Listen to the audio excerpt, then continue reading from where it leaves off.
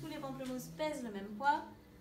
Et on doit donc déterminer le poids d'un pamplemousse. On va le faire avec une équation.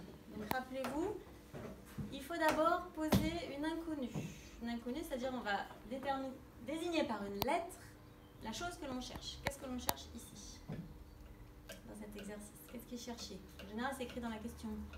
Émilie? La masse d'un pamplemousse. La masse d'un pamplemousse. Donc, je choisis une lettre. Bon, ici, on va prendre P, parce que P, pamplemousse. Et donc, on va dire, j'appelle P la masse d'un pamplemousse. On voit pas super bien quand même au tableau. Alors, peut-être qu'on va allumer la lumière. J'allume la lumière. Il y a la lumière.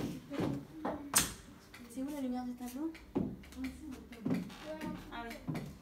Donc, on appelle P la masse d'un pamplemousse. Grâce à cette lettre et grâce à la balance, on va écrire une équation. Une équation, je le rappelle, c'est une égalité dans laquelle un nombre est inconnu.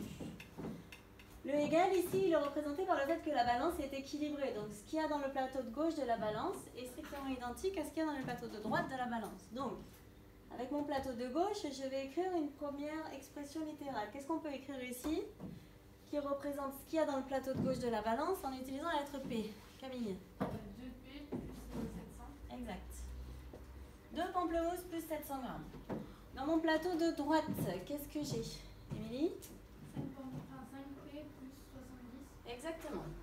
À partir de là, on a fait le plus dur. On a posé l'équation. Maintenant, il faut résoudre l'équation en utilisant les méthodes qu'on a apprises auparavant. Donc, passer tous les P du même côté et tous les nombres du même côté déjà. Donc, ce qu'on avait fait la dernière fois, c'est que les 2 pamplemousses qui sont à gauche, on peut assez facilement les enlever. Donc, on recopie à l'identique l'équation.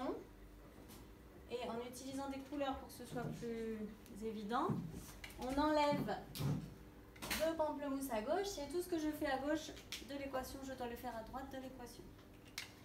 Donc, que me reste-t-il à gauche de mon signe égal? Lily? 700. Et que me reste-t-il à droite? 3P et 70. Voilà, 3 pamplemousses et 70. Donc 3P plus 70. Maintenant, il faut que tous mes grammes soient à gauche. Donc, qu'est-ce qu'il faut faire avec ces 70 grammes qui sont là, Emma? 70 et 79. Exactement, on les enlève ici et tout ce qu'on fait à droite, on le fait à gauche, donc on les enlève aussi à gauche. Du coup, à gauche, je me retrouve avec 630 et à droite, il ne me reste plus que 3P. 3 pamplemousses pèsent 630 grammes. Pour trouver le poids de 1 pamplemousse, qu'est-ce que je fais, Ruben? On divise tout le monde par 3.